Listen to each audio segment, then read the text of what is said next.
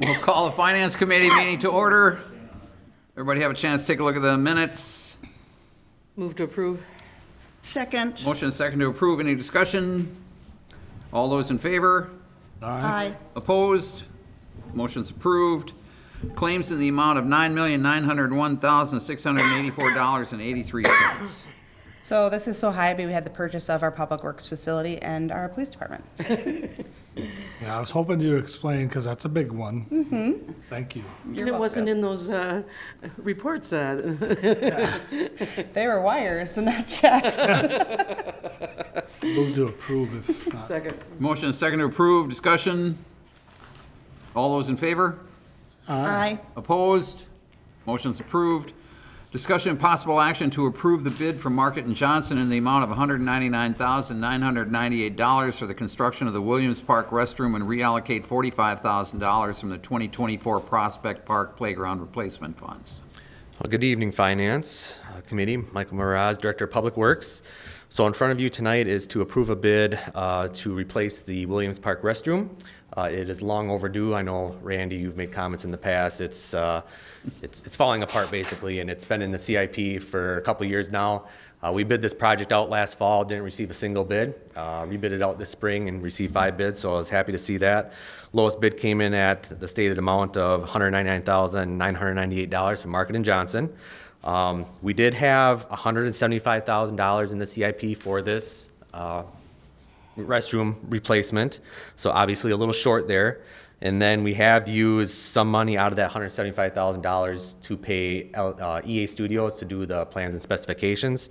So we have $155,000 or $155,500 remaining in that CIP line item. So I'm recommending that we reallocate some money out of the Prospect Park Playground CIP line item, which is in 2024, to cover the difference. And we'll just make some adjustments to what we do up at Prospect Park to offset that. So recommending approval of the bid from Market & Johnson. I'll move to approve with a question, and that it would be, I don't want us to rob Peter to pay Paul. Prospect Park gets neglected again. Right. And then we get behind in now the Right. development up there, so. Yep. So basically what we'll do up there is, like I said, it was for playground replacement for the equipment up there. So we might not be able to go as big with a certain item. We might have to cut back on something. What but was the item that we did 45 for? Do you remember? For Prospect Park? we had $200,000 set aside for Prospect Park. Has there been any design work or anything done yet? Nope, not yet. Nope. Sure. So, but you're going to be working on it with the park board this summer? Correct. This year? Yep. Okay. Well, I'll second the motion, and I would like to comment that I think it's really important to have basic restroom facilities in all of our parks. And they're pretty lacking. I mean, there was a building there, but yeah, not so good. So I think it's important that we move ahead with this. And yes, we obviously want all the playground equipment and to not neglect one park, but this one definitely needs the work as far as the bathroom. So again, I second the motion. Okay, we got a motion and a second. Discussion further? All those in favor? Aye. Aye. Opposed? Motion's approved. Thank you. Contract for city legal, thanks, Mike. Contract for city civil legal services, Eckberg Lammers, PC. I have a concern because I think this is something that should go out to bid. So we have, if you'll go on the basic city website to look on the finance department under purchasing, we do require all our department heads to have bids for, obviously, things were being purchased, equipment and so on, but also services are listed on that, and there's a whole matrix that's been developed as part of our public policy. So I think it's best practices of what we have established in the past, and tell me if I'm wrong, but are we required by law to get a bid for an item this big? It is a contract position. It's not an employee. It's a 5-year contract. I feel, so I make a motion that we postpone this, have staff come back with a written RFP that we can go forward then and give other legal firms a chance to bid as well. And there may be, since there may be some competitive bargaining or negotiating, we might need to go into closed session at some point about that. My other point I would make too is, since we are hiring a city attorney, which is obviously a very key position, and on the list of who the city attorney works with, the mayor and the city administrator are the top people. So I think that's an important factor to take in consideration.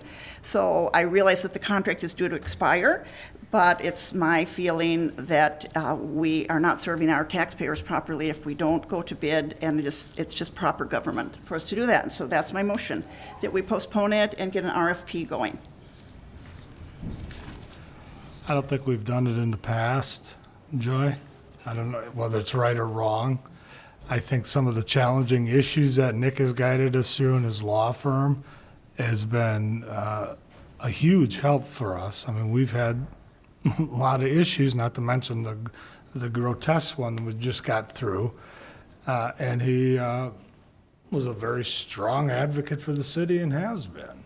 I understand that. Not saying that. This is due process- diligence, fiscal responsibility. Process, have not gone out for RFP that I'm aware of. And Okay, well, I've No, been we- told that the last time when the prior city attorney resigned and retired, that we did seek from proposals, and we only got one bid. Correct. That's what I So was is going that to say. correct, Joyce? I mean, I was not on the council then. That's probably why. So I don't know whether RFP is the right term or not, but, right, we can discuss work product and things like that, certainly in closed session. And I just would like to see a comparison of rates. Have you increased them or are they the same? No, so, first of all, thanks for giving me the opportunity to talk about this for just a second. So, when we came in 3 years ago, the city had a long relationship with Kathy Munkitrick. And I don't think during that time you went out for RFP, you were happy with those services. You're not required to. You certainly can by policy, that's your right. You're not required to go out for bid on service contracts. So if you want to go out for bid, you can. That being said, when we came in 3 years ago, we said we're gonna hold our rates flat for 3 years, no increases. And so we've gone through significant inflationary period, and at the same time, we've charged $200 an hour for general legal services for each of the 3 years. As you note in the contract, we also have special exceptions. You've got employment. The city works with Kyle Gulia at the Von Briesen Law Firm, so while we have an employment attorney on staff, the city doesn't utilize those services. The development services are all passed through to your applicants, and then there's a special service rate. So that's how the contract sets up. So as we've now moved forward through the first 3 years, we've proposed to increase the base rate from 200 to 225, which would take into account some incremental increases over those years. We hold the 225 flat for 2 years before we increase it, because I don't think we necessarily need to look at it and say we need to go up every single year. We're trying to be fair with the city and to give the city some budgeting certainty as well. So while you're certainly welcome to go out to bid, I would also note that our contracts have a termination provision. So if you decide that you don't want to work with us in the future, there's an opportunity to terminate at any time. So it's not as though you're locking yourself into a 5-year contract. You're really locking yourself into 120 days worth of commitment before you can terminate and move in a different direction. So those are the highlights, and I think it's important to view this as what it is, which is really that 120-day commitment. But certainly if you'd like to go out for bid, that's certainly within your discretion. Do you care to tell us how many of the local communities surrounding City of Hudson you represent, your firm? So, well, personally, I'm the city attorney in Hudson, in New Richmond, the town of St. Joseph, the town of Star Prairie, and a number of other small towns kind of throughout western Wisconsin. I also have one city over in Minnesota, the city of Grant. Our firm was founded on the municipal practice. We serve as the city attorneys in Woodbury and Blaine and nearly 20 other communities, both on the civil side and on the law enforcement prosecution side in Minnesota. Thank you. I don't have an issue approving tonight. I don't necessarily think we need to wait to go or even do an RFP. But I don't feel the need to either. I'd like to speak a little further. I have asked for an evaluation of the city attorney's work product last summer repeatedly. I spoke to the city administrator, Aaron Reeves, repeatedly. It's in writing. He repeatedly denied me the opportunity to address some advice that the city attorney gave to the council. He gave advice that was directly contrary to state law, and it harmed me. It harmed me, and I believe that there's communication from Mr. Vivian to all of you that also harmed my husband, who is involved in the St. Croix Business Park. So if that refreshes your memory for my concern. Mr. Vivian gave you, the council, advice. Now, I asked to do this in closed session repeatedly. I want to just say that to you, Mr. Vivian, repeatedly requested it, because, and on every avenue, and I sought independent legal advice about it from several attorneys. And every time I approached the mayor and the city administrator, Aaron Reeves, he declined. He said, you're not an employee, your contract, there's no way to evaluate, we don't evaluate the contract services. I do dispute the idea because it's right here on the bottom of the page, city website, purchasing and contracting. Purchases of and contracts for supplies, materials, equipment, and contractual services shall be based on competitive bids or quotations subject to guidelines. Yes, many times it's for another issue, but I asked for support. I got no support from the council, and no support from the mayor, and no support from the city administrator. I asked our city attorney repeatedly to acknowledge, asked him in writing several times, to acknowledge what the advice that he gave was contrary to state law. And here's the advice that he gave. He told you as council members that you could vote to exclude me from a discussion, that you as council members could vote to exclude me. And that goes contrary to everything in Wisconsin statute. The state of Wisconsin clearly specifies that you cannot vote to exclude someone. The duty to recuse, to step back, falls on the elected official or the appointed official. And if I don't do what is the right thing in that situation, then I would be subject to an ethics charge. And then I would have a right to defend myself at that case. But I have really sat on this for quite a while. It's bothered me greatly, and I've spoken to you, Mr. Mayor, about it last summer, and I've gotten no support, no help. That was directly contrary to state law, and he would not retract it. And that is harmful to me. He also wrote in emails to you implying that we don't know. Maybe her husband has got some financial gain from the St. Croix Business Park. We don't know what's going on there. Well, I found that very ironic because at that very moment when he wrote that email, our finance director had all of the records for St. Croix Business Park. All of the records were right here in City Hall. It was pretty obvious there was no financial compensation given to Dean Knudsen for his volunteer work and the other board members who have served probably a total of 25 years on the St. Croix Business Park, greatly increasing the Hudson tax base so that we can provide services for our residents. So I was very upset about that at the time. I had planned to recuse because I did not want an appearance of any problem. This goes back to when the city was talking with the St. Croix Business Park about purchasing a plot of land, a greenfield development that would have been for the Public Works building. Those negotiations, well, let me just say, bogged down. I don't know, we went months without any kind of report from either the mayor or Aaron Reeves. And then suddenly, you know, we're just gonna throw in the towel, we're not doing it. Thankfully, there has been progress made so that the Public Works facility can move forward at a different location. But this is why I am asking for, I wanted to do this in closed session, but I've been declined at every turn.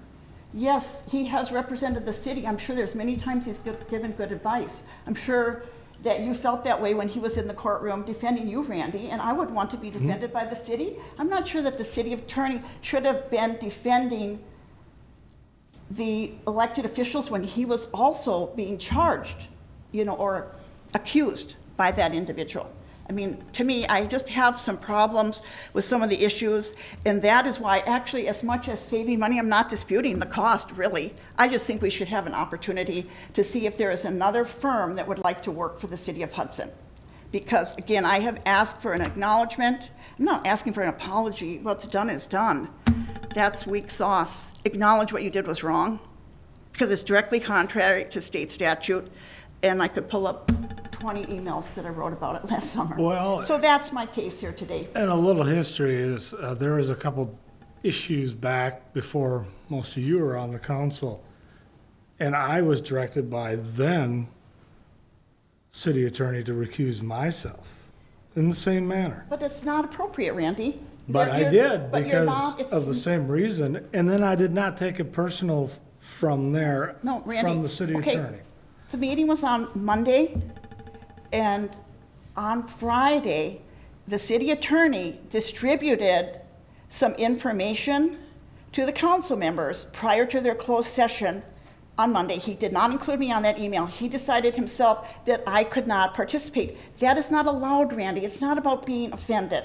It's about the state law. It's about state statute. You're not allowed to vote to exclude someone. And It's not allowed. I can understand that, and it's all the interpretation of the law. Well, that's exactly what he said. If the law has been on the books for about 40 years, and Mr. Vivian's response was, well, it's never been tried in court.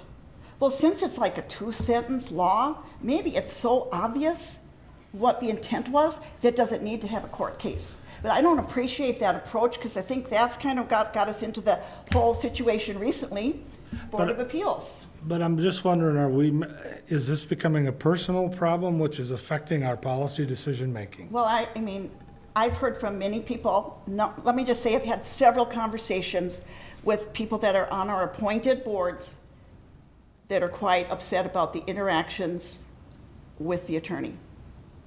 Can I make a don't believe they've suggestion come here? forward. Don't believe Yeah. they've come forward. Go ahead, Joyce. Yes, All right, you're going to pull this from the consent agenda at the meeting? I will, yes, we'll Okay, have to then let's discuss it just, again. let's just move it forward to the council without a recommendation at this point. Is that a motion? That's, Or well, she has a she's got a motion. motion, but there's no I section. was dying for a lack of a second, so Okay, I will make the motion then that we move this forward without a recommendation. Second. A motion second to move this to the council without a recommendation. Any further discussion?